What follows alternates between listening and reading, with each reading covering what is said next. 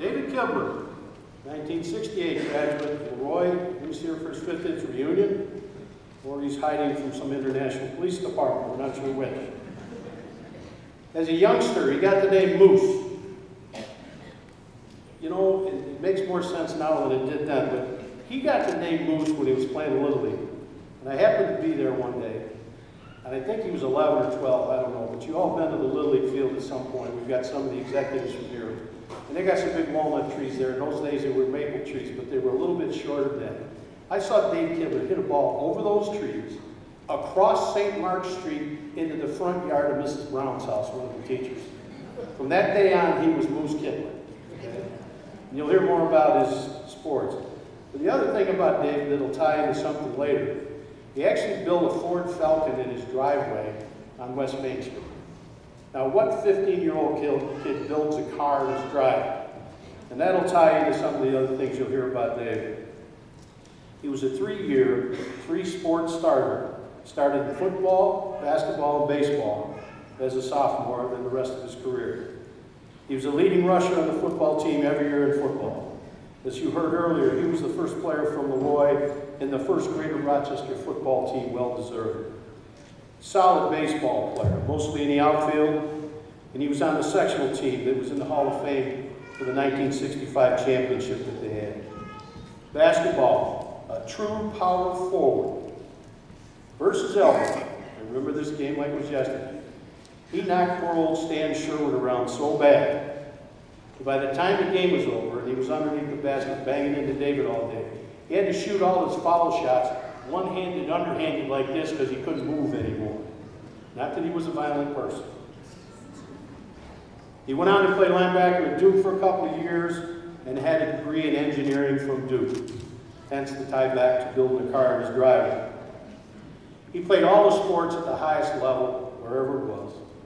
And I was talking to one of his former coaches who's here today, Ray Jamakowski, who's his coach for basketball and football as a junior, and I was saying that David played all the sports on the balls of his feet. And he was light-footed, which was unusual for a big guy. Ray's first words out of his mouth was, "That's right, but you had flat feet." So we let Ray come here anyway today. He's now a strong family man. I've got his title here. He's VP of Commercial Management for Mohawk Northeast. That involves contract management, scheduling, and dispute resolution for companies like Amtrak, Electric Boat, and the United States Corps of Engineers. Lives in Connecticut.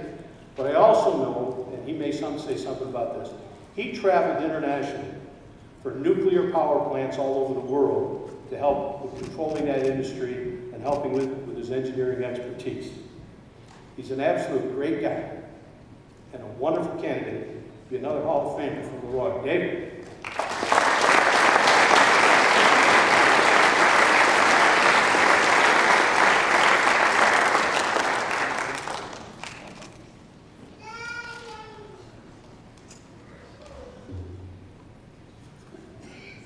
I got to put my eyes on too. I don't do a lot of this, but I wrote some stuff down. First of all, I'd like to give my thanks, as many of others have done before me, thank my parents and people like Mrs. Higgins and all of you. I'm sure that you support your children, and that's the thing to do. And my parents supported me all throughout high school, well, of course, all the time, but they attended, like Don's parents, every game, whether it was home or away, basketball, baseball, football, they were at every game. And they also liked the after the game parties, too. They had a group of friends that came over and would party until the end of the night. And I would, of course, I didn't like that stuff at the time, so I disappeared and went to bed. But they partied until the wee hours in the morning.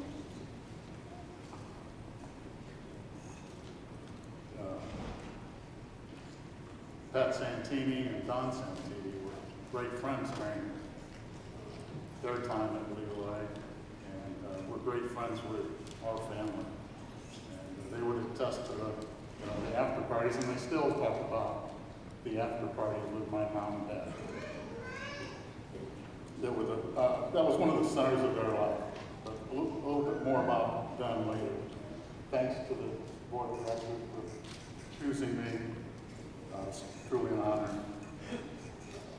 And it's great to be on the stage with all the other athletes from LeRoy.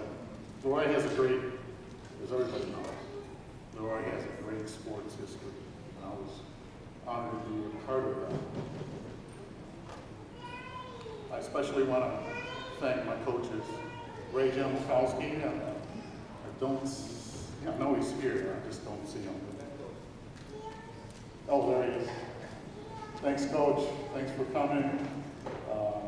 As Jim said, Coach Jamakowski was our coach my sophomore year in 1965.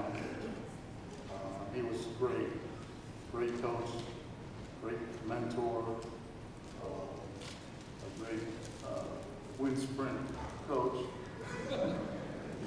He'd line us up for what, 20-yard wind sprints, 20 wind sprints at the end of practice every day. And I remember during the beginning of the year, when we started out in the summer, 3 days. At the end of the 3-day session, which was a couple of weeks before the year started with the games, I remarked to myself and others that time was the most physically exhausted time I had getting ready for the season under Coach Jamakowski. He's a great friend, was a great coach for us the year that he was at the school. Also Don Santini, as others have mentioned, he was our coach for football and my coach for track my senior year. I decided not to play baseball in my senior year. That's why I ran track. I was trying to get ready for playing in college, trying to get more skills, more diverse skills by running track. I did the 440 relay with Russell Aikman and others, and hopeful to get more speed. When I got in college, I didn't have the speed that the other guys did. As everybody knows, Don Santini was inducted to the Section 5 Hall of Fame, and has almost all the honors of a coach and sports guy in Western New York. He called me earlier this week to congratulate me. He was calling from Eastern Massachusetts. He was on the ocean with his family. So he was at Plum Island in Massachusetts. Beautiful spot. Many of others have mentioned Tuffy Longany. He was my coach for both JV and varsity basketball during my 4 years. Tuffy was also on the 1941 football team, as others have mentioned. And he was a teammate of my father on the 1940 team. So it's just amazing how we're all connected. My father played for Coach Riesbeck for his 3 years.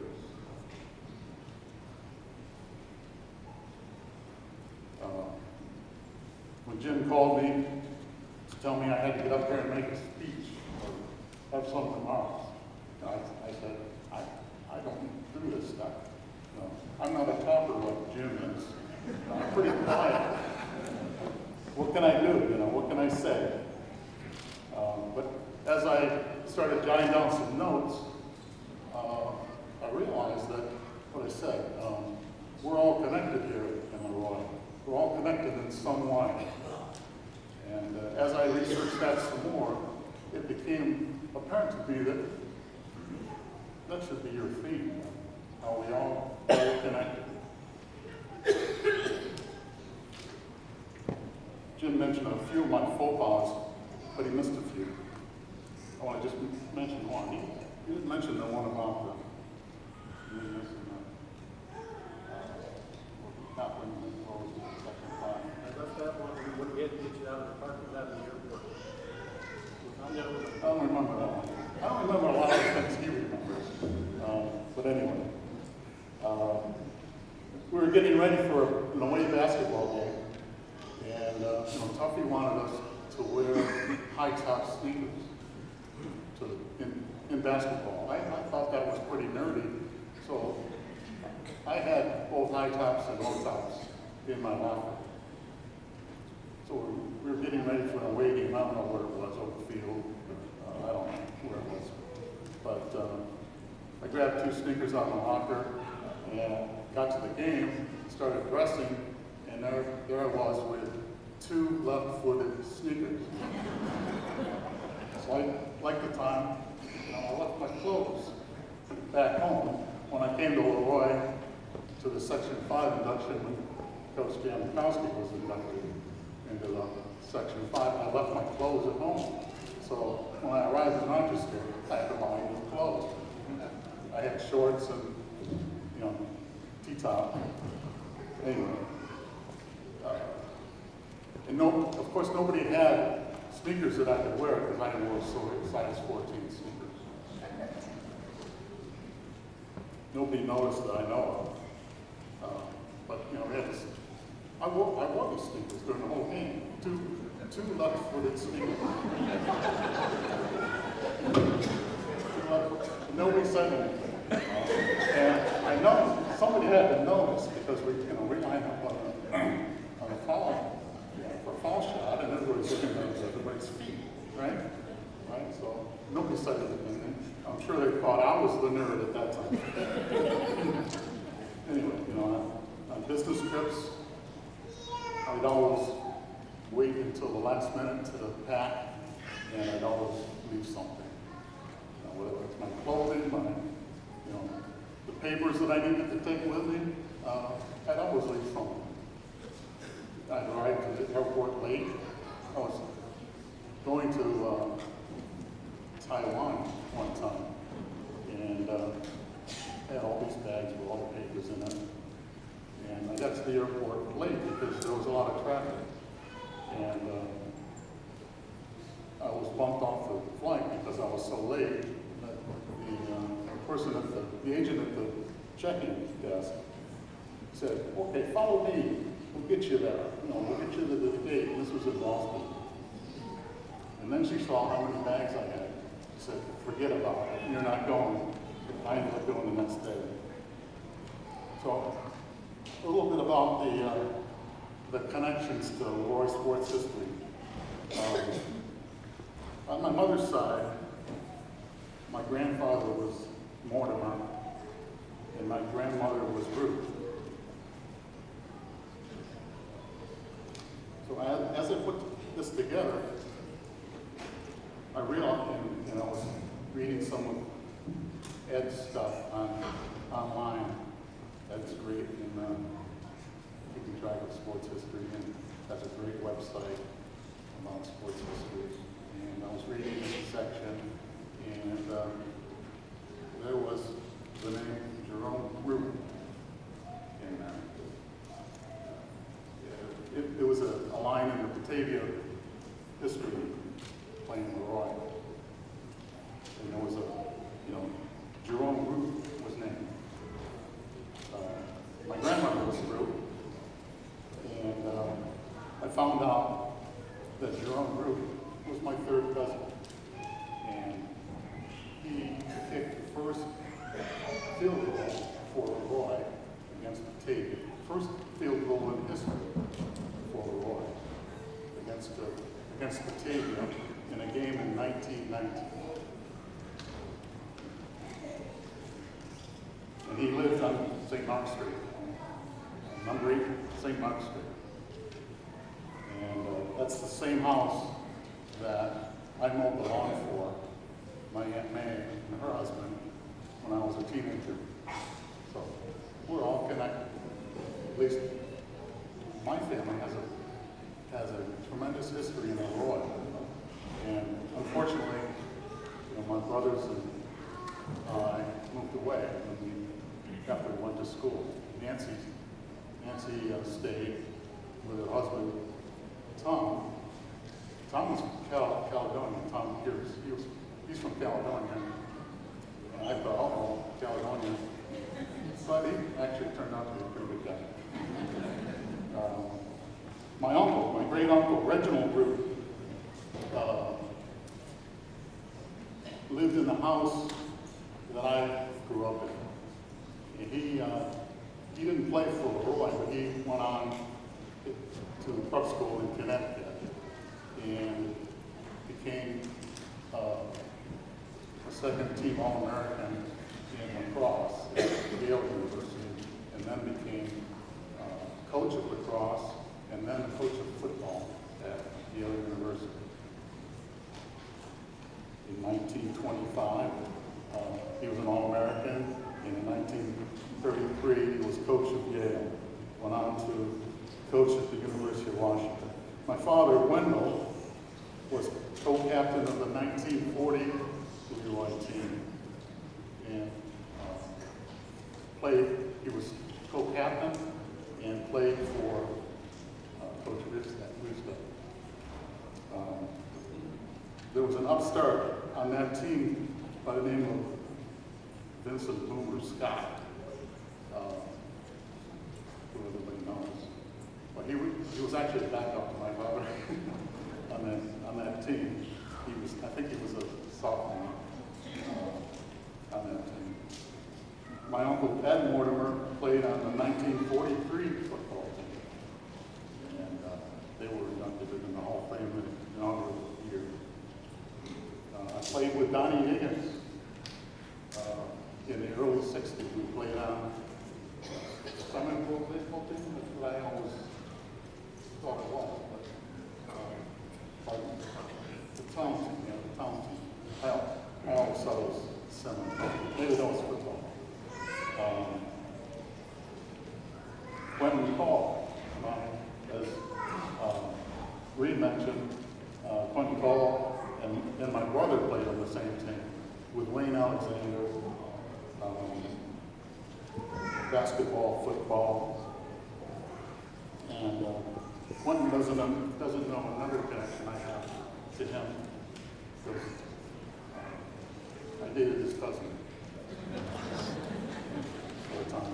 Joe Condonorio Sr. Is Joe out there? He carpooled with my father to Kodak for I don't know how many years, 20 years. Also Ron Ball was a commuter with my father back during that time with Kodak, and I played with his son, Eric Ball, the late Eric Ball, when we were there.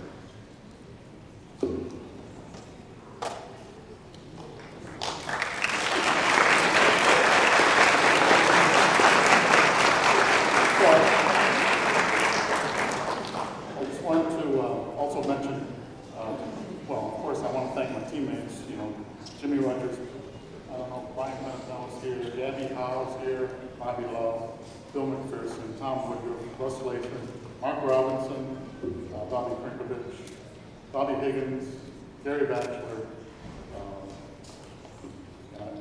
In closing, I just want to point out again, LeRoy has a great storied sports history. We are all connected to it, and I'm honored and humbled to be a part of it. Thanks very much.